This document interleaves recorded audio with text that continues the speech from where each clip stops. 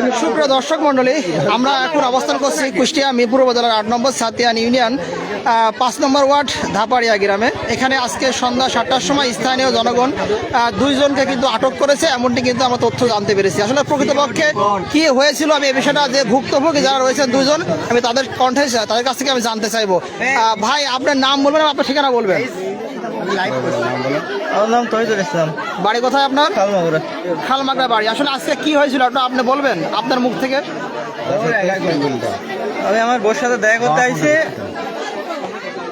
আর তারপরে এলাকার লোকজন হলো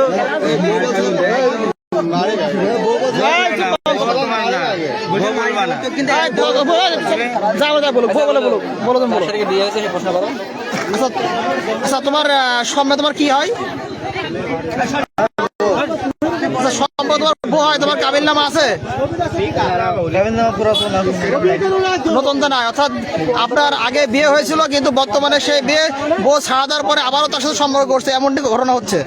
কিন্তু আপনার তো কর্তব্য ছিল আগে আপনাকে আবার নতুন করে বিয়ে করার কর্তব্য ছিল, কিন্তু আপনার শুনছি যে আপনার আগের ঘরের কয়েকটি সন্তান রয়েছে এবং আপনার স্ত্রী রয়েছে।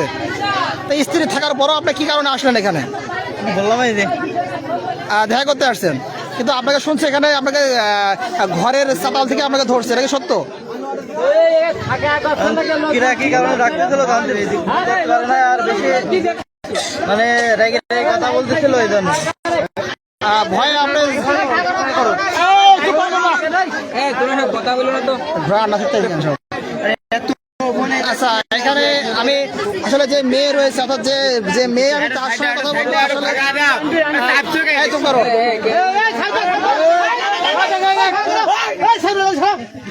আসলে যে ভুক্তভোগী, আসলে এখানে দেখছেন যে এখানে একজন ভুক্তভোগী পুরুষ রয়েছে, আমি তার সাক্ষাৎকার কথা বললাম এবং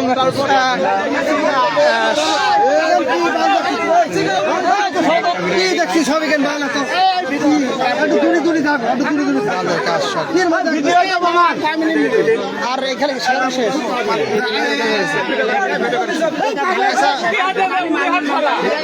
তামান্না, তোমার কি সম্মতি ছিল আজকে যে তোমার সাথে যে ছেলে, তোমার সাথে যে ছেলে যে তোমার সঙ্গে যে ছেলের সম্পর্ক, এ বিষয়ে তুমি কি বলতে চাচ্ছ? তুমি কি তাকে পছন্দ করো? তুমি তাকে আজকে ডাকছিলে? তুমি ডাকছিলে আজকে?